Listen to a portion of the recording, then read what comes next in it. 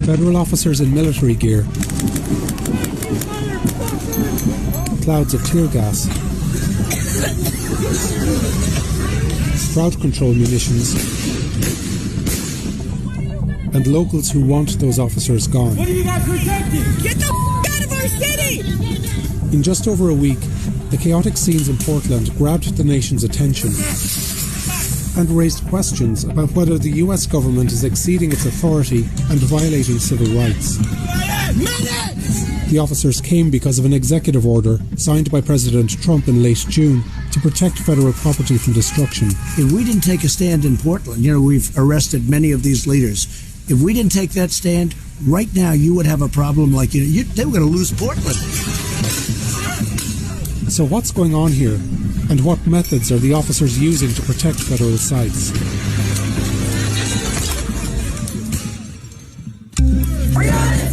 The protests against racism and police brutality, which started in May, had largely been peaceful and were held across Portland.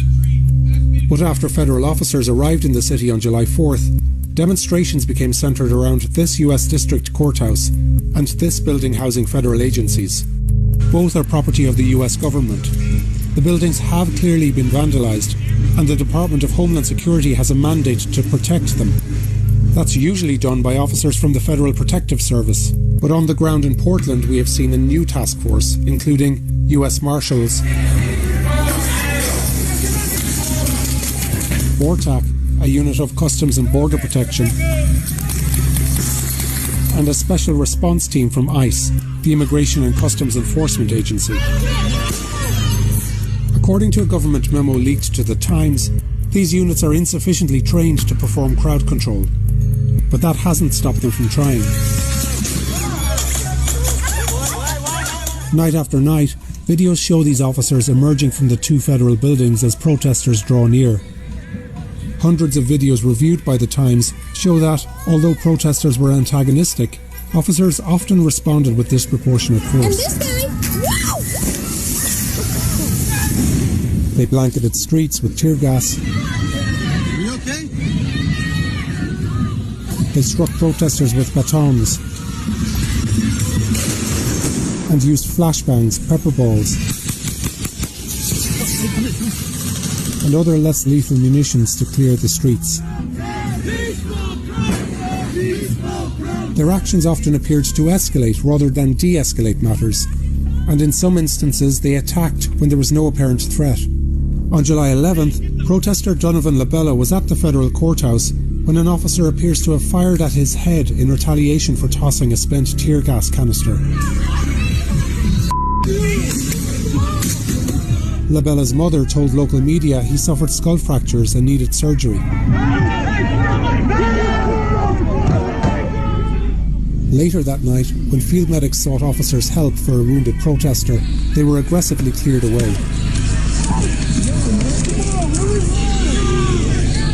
Get up. On July 18th, a Navy veteran was batoned and pepper sprayed in another unprovoked attack. His right hand was broken and he needs surgery. Sometimes members of the press were hit. He got shot in the back, obviously, and he's wearing press. This photographer, Matthew Lewis Rowland, told The Times that a volley of 10 projectiles were fired into his back. Ow, God, what? This way, going on.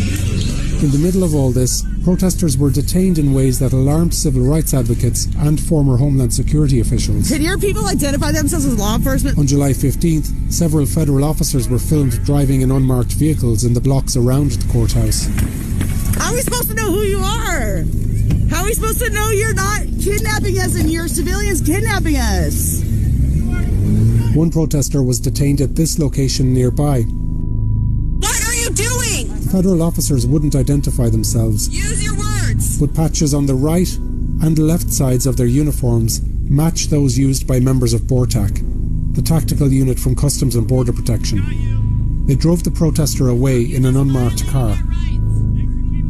DHS says federal officers have made 43 arrests since July 4th. Agents do have the authority to make arrests if they believe that a federal crime has been committed, like damaging federal property or attacking officers.